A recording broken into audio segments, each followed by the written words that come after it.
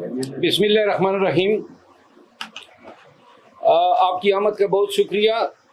सबसे पहले तो मैं आपके तवज्जुह से पूरी कौम को चेयरमैन पीटीआई के अपील के हवाले से अपडेट करना चाहूँगा। तोशाखाना केस में आज अपील की समाअत हुई। डिवीज़न बेंच ने chief justice Islamabad high court की सरबराही में समाअत की।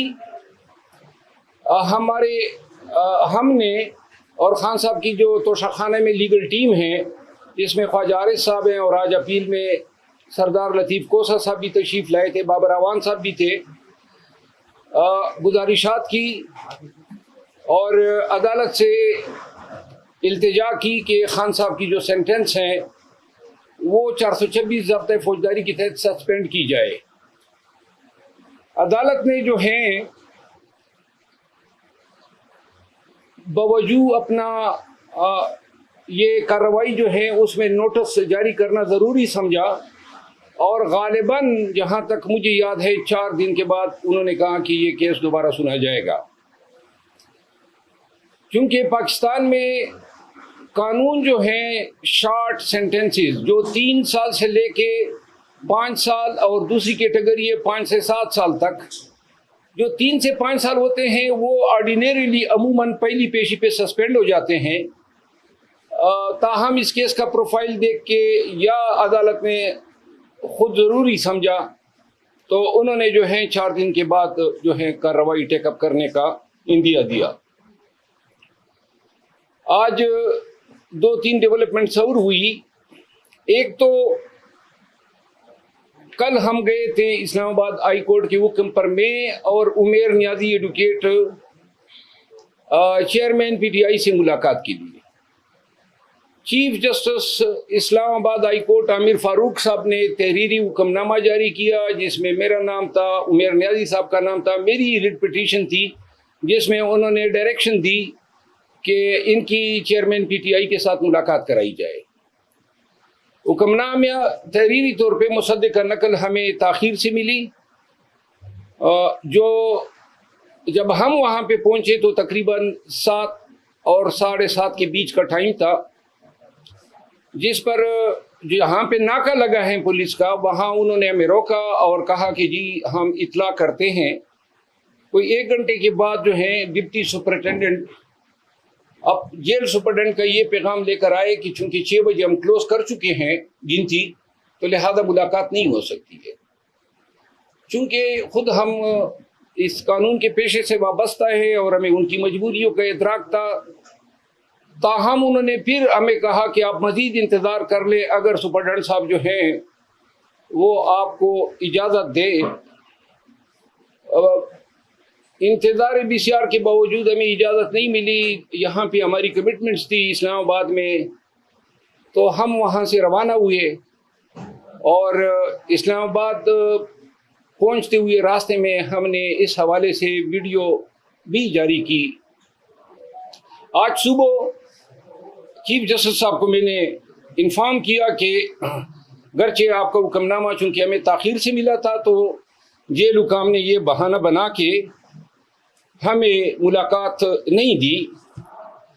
जिसके बाद जो है आज चीफ जस्टिस साहब ने चेयरमैन पीटीआई की वो पिटीशन जिसमें उन्होंने A-B क्लास का मुतालबा किया है और अडियाला जेल मुंतकिली की इस्तदा है, अपने मुआलिज वकला खातून खाना अपने बहनों के साथ जो रसाई या मुलाकात की जो इजाज़त है उस मुकदमे की समाअत की और अभी तक तहरीरी हुक्म हमारे सामने नहीं आया है, लेकिन शायद जो है अदालत ने कानून के मुताबिक हमें इजाज़त दी है। जिसके बाद मैं शहरियार अफरीदी साहब के केस में पिंडी हाई कोर्ट गया, लाहौर हाई कोर्ट पिंडी बेंच।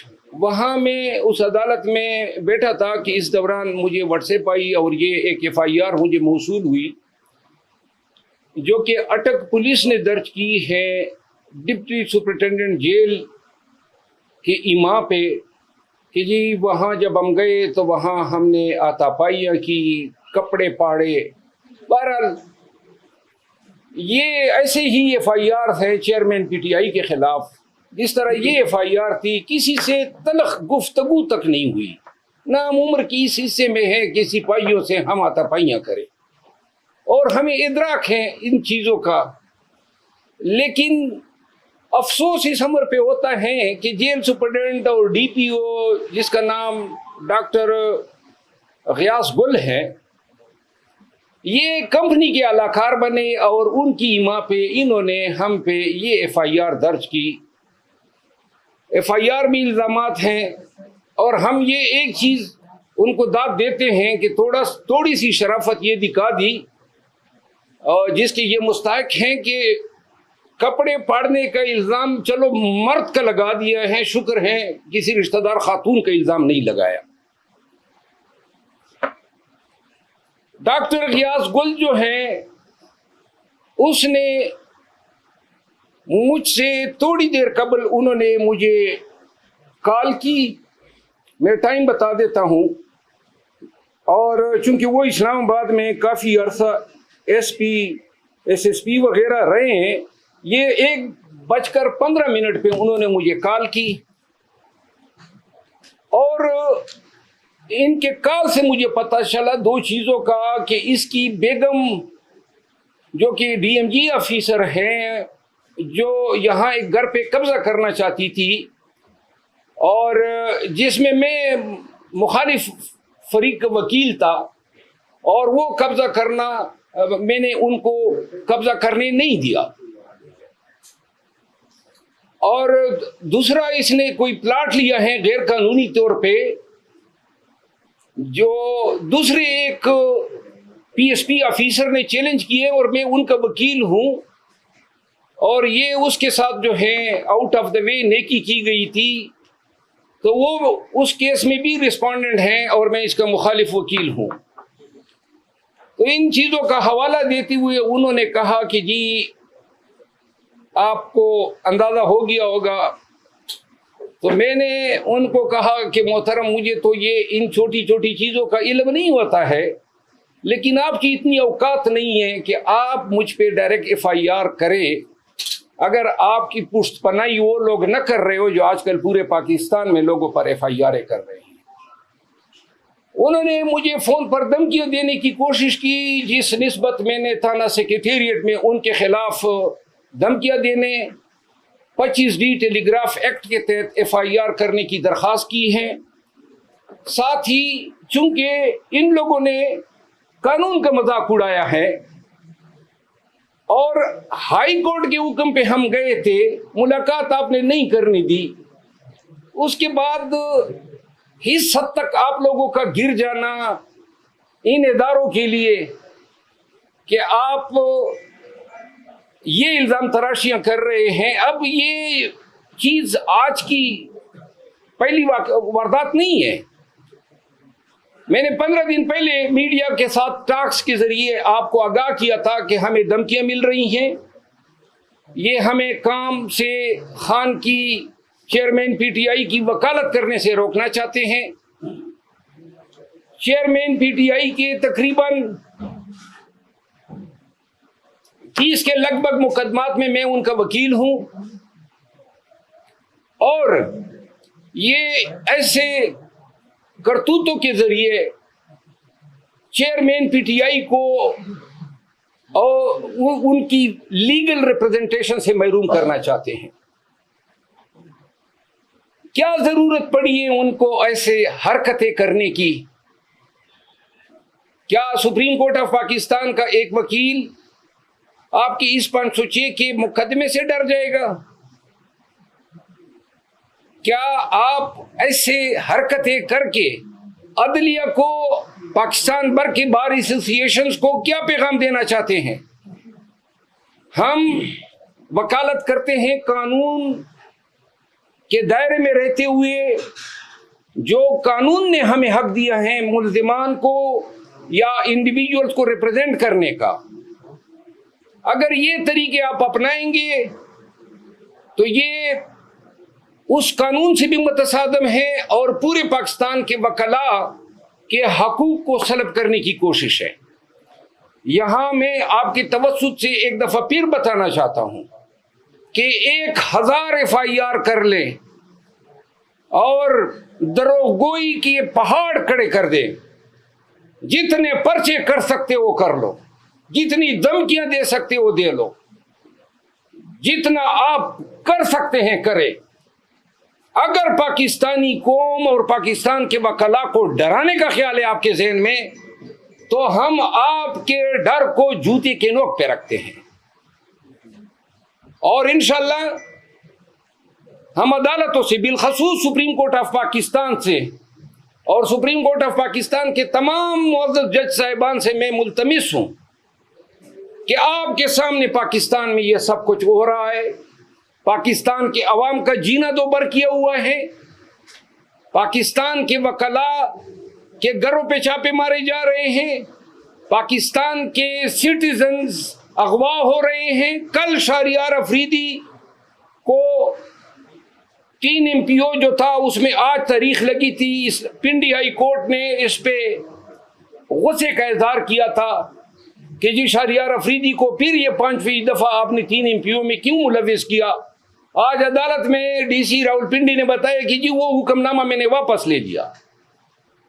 एक ऐसे हुक्मनामा जिनको ये कोर्ट में डिफेंड नहीं कर सकते हैं। शहरियार अफरीदी के भाई को कल रात 12:50 पे, रात के 12:50 पे उन्होंने DC जेलम ने 3 MPO खत्म किया और उनको नामालूम अफराद के हवाले कर दिया। शहरियार अफरीदी का 3 MPO कल इन्होंने खत्म किया। आज पता चला DC इस्लामाबाद, जिसका पहले 3 MPO का लदम हो चुका है, उसने ये 7वीं दफा 3 MPO शहरियार अफरीदी पे लगा दी। तमाम जज साहिबान देखें, क्या पाकिस्तान इसलिए बना था? ये मुल्क है, ये आपका आईन है, ये बुनियादी हकूक है। क्या इस तरह होता है मुहज़्ज़ब मुआशरों में अपने शहरियों के साथ? और ये लामतनाई सिलसिला कब रुकेगा? अदालतें हमें छोड़ रही हैं, अदालतों से इस्तदा है ना कि छोड़ते हुए साथ में ये भी काम करें कि आइंदा कोई इनको गिरफ्तार न करें। जिस तरह आज मैं दाद देता हूं ऑनरेबल जस्टिस अनवारुल हक बन्नू साहब की, उन्होंने आज हुक्मनामा किया कि पंजाब भर में कहीं पर शहरियार अफरीदी को अगर गिरफ्तार करेंगे 3 MPO में तो पहले हाई कोर्ट से इजाजत लेंगे। मैं यहाँ पे सताइश करूंगा chief justice Peshawar high court Ibrahim Khan साहब के उस फैसले के, जब मेरे साथ रंगेज खान MPA गया हुआ था, असद कैसर साहब, और इन्होंने कोर्ट के प्रेमिसेस से अगवा किया, तो उन्होंने कहा कि मैं मुलाजिमत से इस्तीफा दे दूंगा अगर रंगेज को पेश नहीं किया आधे घंटे के अंदर, और साथ में ये हुक्म दिया कि जब तक आपके मुकदमा फैसले नहीं होंगे कोई आपको गिरफ्तार नहीं करेगा। मैंने शहरियार अफरीदी का किस्सा सुनाया, घर घर ये कहानी है। PTI के तमाम क़यादत के साथ ऐसा हो रहा है। एक तरफ हमारे खिलाफ ये जेली FIR की, दूसरी तरफ इन्होंने नईम हैदर पंजोता को FIA ने 8 साढ़े 8 घंटे अब से बेजा में रखा। आज ख्वाजा हारिस साहब जो हैं वो जा रहे हैं, 50 साल हो गए हैं ख्वाजा हारिस साहब को वकालत करते हुए तकरीबन। आज वो जा रहे हैं कि जनाब एक ऐसी इंक्वायरी में कि जिसमें इल्ज़ाम ये था कि मुअज़्ज़ज़ जज साहब जो हैं उन्होंने अपने टाइमलाइन पे 2014 से इमरान खान के खिलाफ पोस्ट लगाई हुई है, वीडियोस हैं, मिमिक्री है।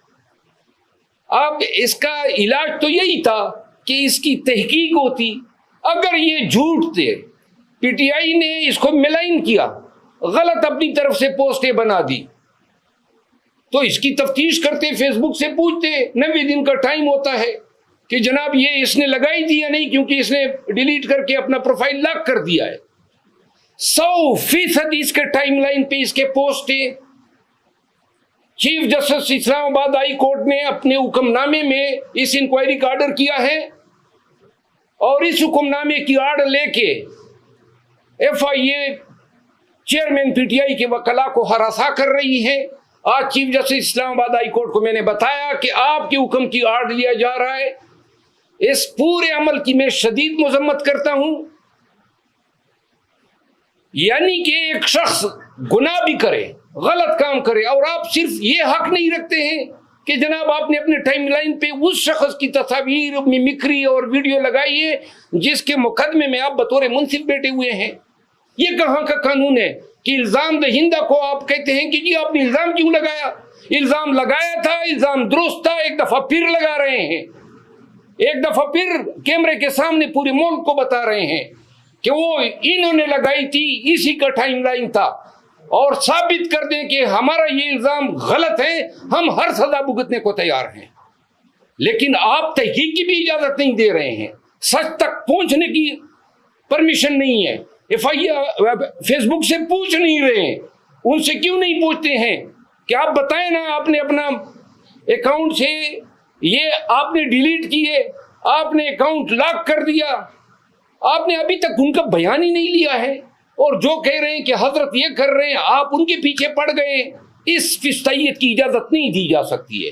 आखिर में चेयरमैन PTI के जो केसेस हैं, इस हवाले से इंशाल्लाह 1-2 दिन के अंदर हम मुकम्मल एक स्ट्रेटजी बना रहे हैं। जो ही हमारी मुलाकात होती, आज मैंने ये जो जेली केस था जो बनाया है, ये गयास गुल ने लोगों की ईमा पे, उसमें मैंने प्री अरेस्ट बेल करा लिए इस्लामाबाद हाई कोर्ट से। हम चाहते हैं कि ये मुकदमा हम पे साबित करें, लेकिन अगर साबित नहीं कर सके तो जिसने FIR दी है और जिसकी मर्जी से हुई है वो फिर मिलिशियस प्रोसिक्यूशन के केसेस के लिए भी तैयार हो जाएं। मैं आप सबका बहुत मशकूर हूं कि आप इस गर्मी में मेरे दफ्तर तशरीफ लाएं। Thank you so much. अगर कोई सवाल हो तो मैं हाजिर हूँ। बाबा साहब, आज डबल बेंच में भी कार्रवाई की नशाखाना केस के हवाले से, उस हवाले से जरा थोड़ा बताइएगा कि वो क्यों इतना डिले कर दिया गया? देखिए, PTI के साथ और चेयरमैन PTI के साथ इंसाफ नहीं हो रहा है, और इंसाफ पूरे मुल्क में नहीं हो रहा है। इंसाफ के तमाम इदारे जो हैं, जब इंसाफ की ज़रूरत पाकिस्तानियों को पड़ी तो जनाब अली एक दूसरे की तरफ देख रहे हैं, तमाशा कर रहे हैं। कोई इसके आगे बंद बांधने वाला नहीं है।